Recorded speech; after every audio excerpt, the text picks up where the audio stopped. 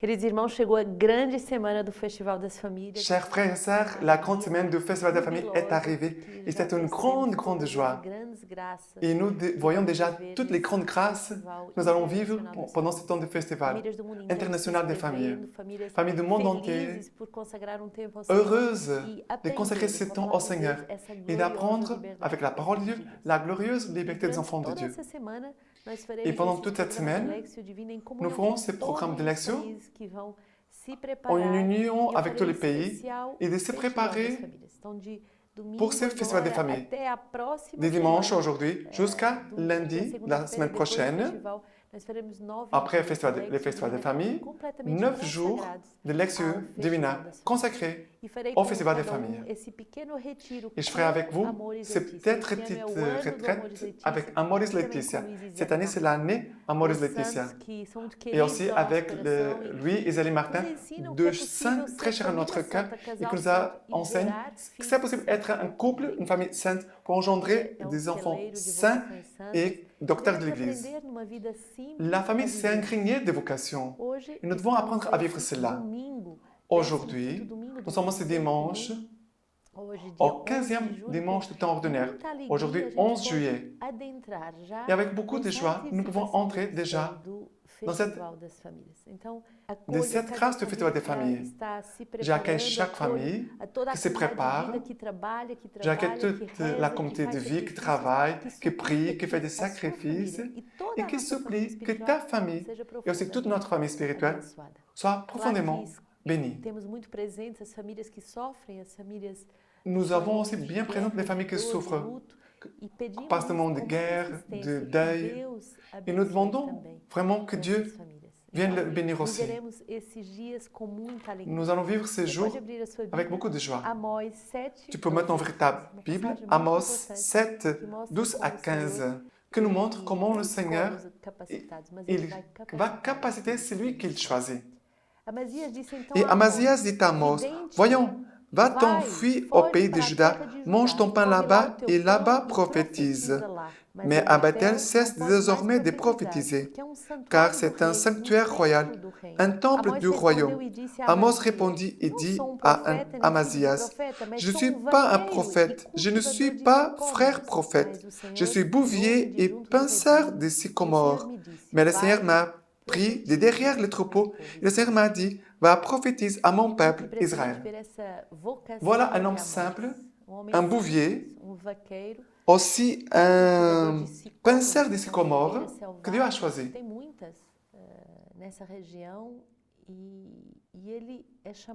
Il est appelé à sortir de sa vie simple, où il ne se sentait pas avec la capacité. Et c'est impressionnant car sycomore, c'est comme des figues sauvages, que s'il n'est pas blessé, il ne va pas porter un bon fruit. C'est l'image du chrétien. On doit accepter être blessé pour que notre cœur soit brisé, soit révélé, que notre cœur soit vraiment atteint par l'amour de Dieu, pour devenir un fruit bon, qu'on peut manger, un fruit qui peut nourrir. C'est aussi l'image de la parole de Dieu. Les figues, elles donnent une goutte de miel. Mais il faut accepter d'être blessé et que la providence permet. Je suis un bouvier et aussi un pinceur de sycomore. Et là, il y a une prophétie. On doit devenir prophète. Le Seigneur va servir d'Amos.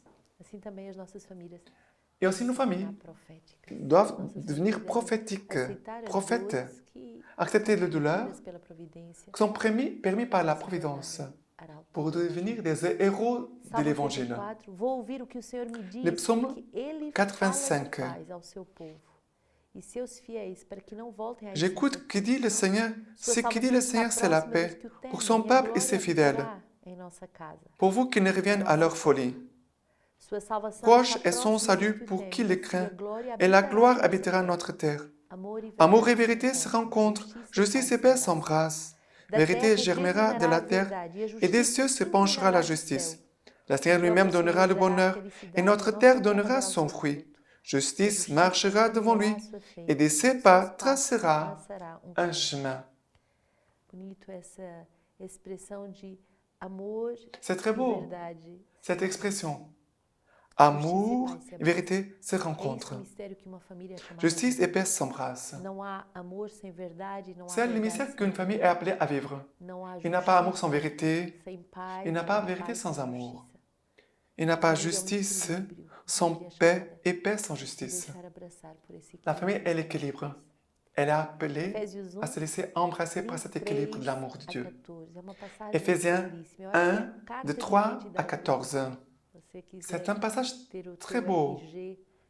C'est la carte d'identité des chrétiens. Si tu veux avoir ta carte d'identité de chrétien, reçois ce passage. Nous sommes appelés à être saints, immaculés en présence de Dieu. Saints et sans tache. Des héros de la sainteté. Mais pourquoi nous sommes appelés? Car nous avons reçu toutes les plénitudes, toutes les grâces. Nous avons reçu don sur don pour pouvoir évangéliser. Béni soit le Dieu et Père de notre Seigneur Jésus-Christ, qui nous a bénis par toutes sortes de bénédictions spirituelles aux cieux dans le Christ. C'est ainsi qu'il nous a élus en lui, dès avant la fondation du monde, pour être saints immaculés en sa présence dans l'amour, déterminant d'avance pour que nous serions pour lui des fils adoptifs par Jésus-Christ. Tel fut le bon plaisir de sa volonté à la louange des gloires de sa grâce, dont il nous a gratifiés dans les bien-aimés. En lui nous retrouvons la rédemption par son sang, la rémission des fautes, selon la richesse de sa grâce, qui nous a prodigués en toute sagesse et intelligence. Il nous a fait connaître les mystères de sa volonté, ses desseins bienveillants qu'il avait formés en lui par avance pour les réaliser quand le temps serait accompli. Ramener toutes choses sous un seul chef, le Christ, les êtres célestes comme les terrestres. C'est en lui encore que nous avons été mis à part, désignés d'avance, selon le plan préétabli de celui qui mène toutes choses au gré de sa volonté, pour être à la louange de sa gloire, ceux qui par avance espèrent dans le Christ. C'est en lui que vous aussi, après avoir entendu la parole de vérité, l'évangile de votre salut, et y avoir cru, vous avez été marqués d'un sceau par l'esprit de la promesse, cet esprit que constitue les arts de notre héritage et prépare la rédemption du peuple que Dieu s'est acquis pour la louange de sa gloire. Paul aux Éphésiens explique combien nous sommes comblés de grâce, pleins de la plénitude de Dieu. Paul, il écrit ici les 7 bénédictions. Comment nous sommes vraiment pleins, nous avons plein de grâce, car nous avons été choisis par Dieu pour être en sa présence. Nous avons été scellés par l'Esprit de la promesse, par l'Esprit Saint. Nous avons été oints. Nous avons été préparés pour être des familles saintes. Et nous, comme famille Simon Sévère, le festival des familles est aussi le festival de notre propre famille. Car le 16 juillet, c'est l'anniversaire de la fondation de notre communauté.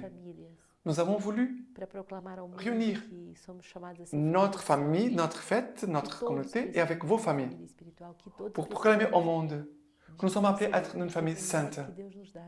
Et nous avons tous besoin d'une famille spirituelle.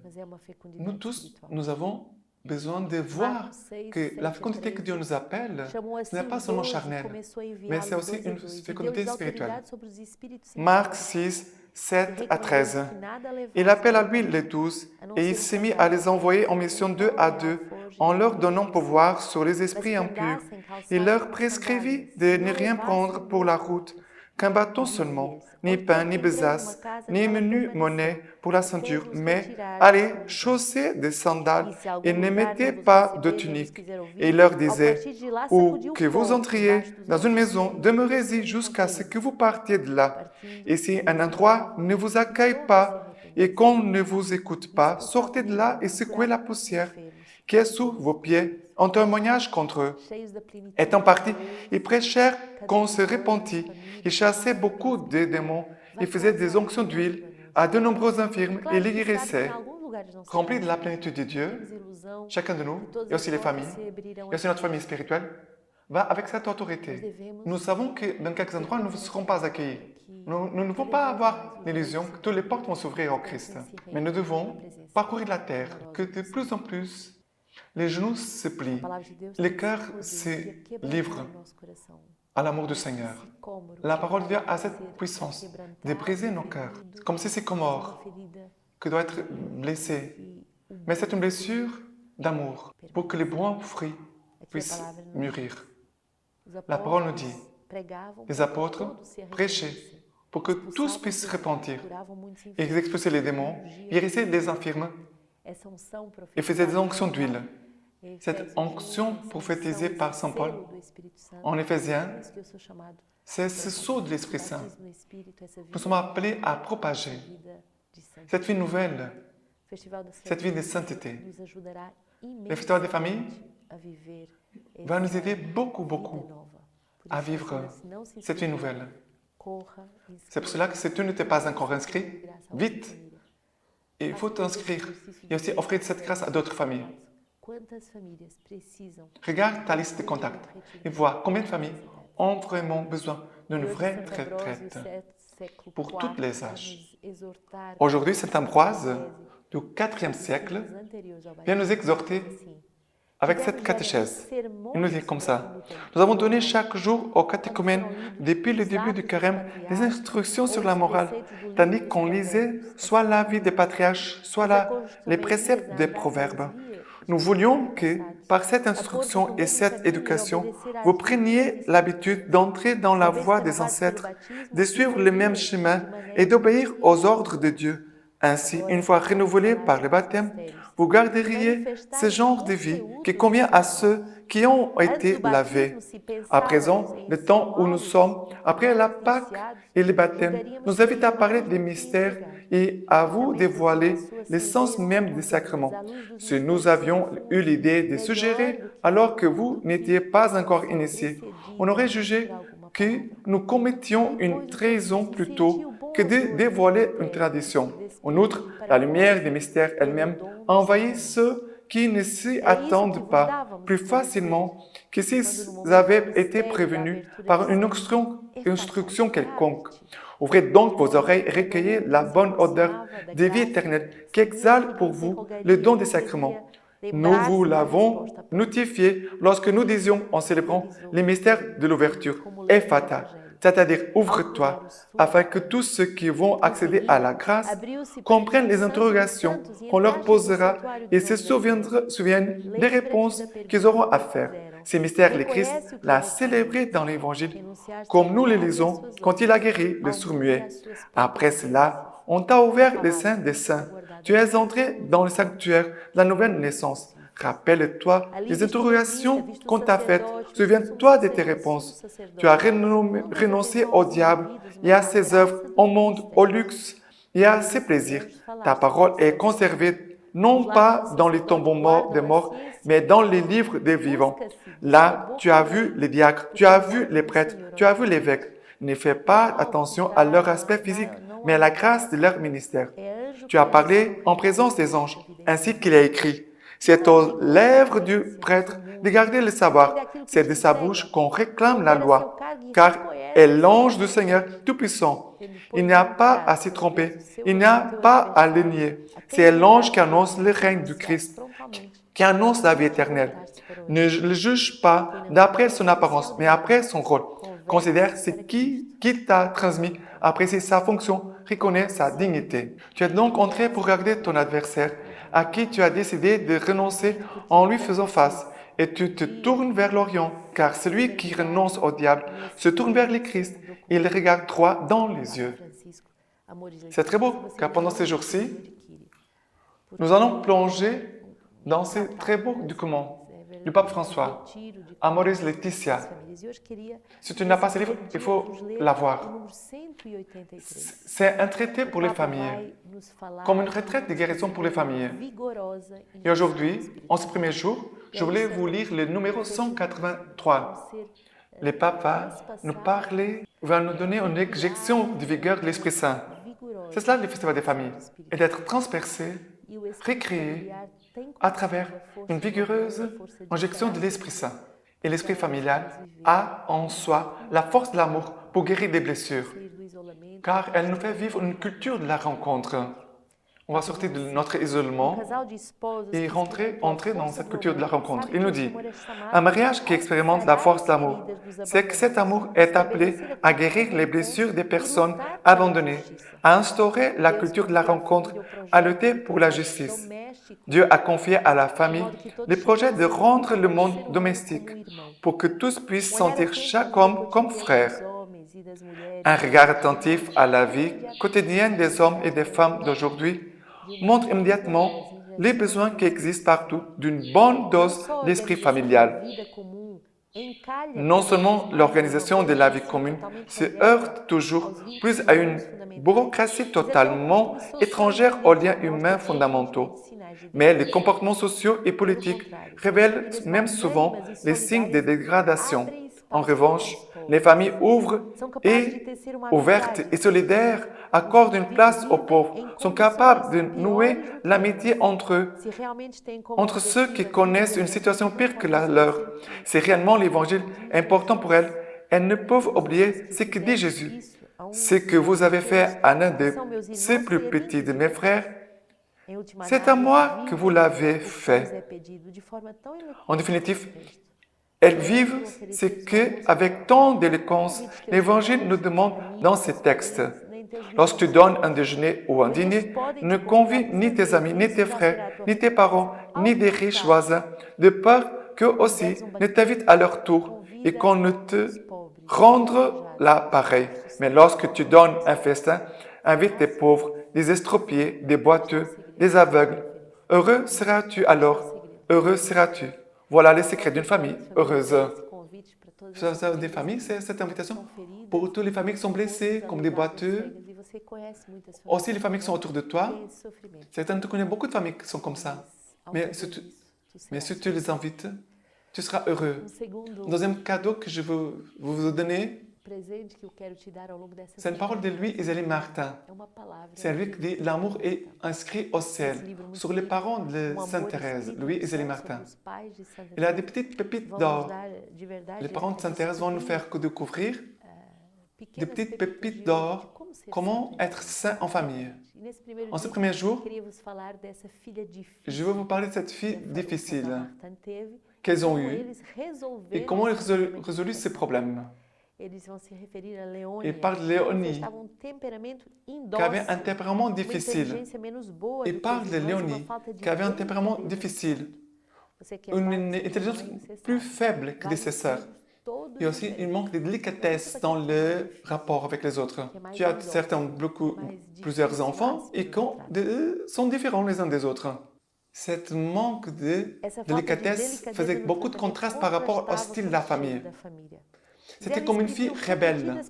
Zélie a exprimé plusieurs fois les soucis pour cette fille rebelle. Et elle a écrit à sa belle-sœur, qui avait un grand contraste par rapport au caractère de la sœur aînée Marie. J'ai un souci de le voir comme ça. Je ne peux pas analyser son caractère, mais j'espère qu'un jour, la bonne semence qui est tombée dans sa terre puisse fructifier. Ils essayent d'éduquer cette fille en jetant la semence de la parole de Dieu dans son cœur. Pour les parents qui ont peut-être un enfant difficile, c'est pour les encourager. J'espère que la bonne semence, un jour, peut germiner.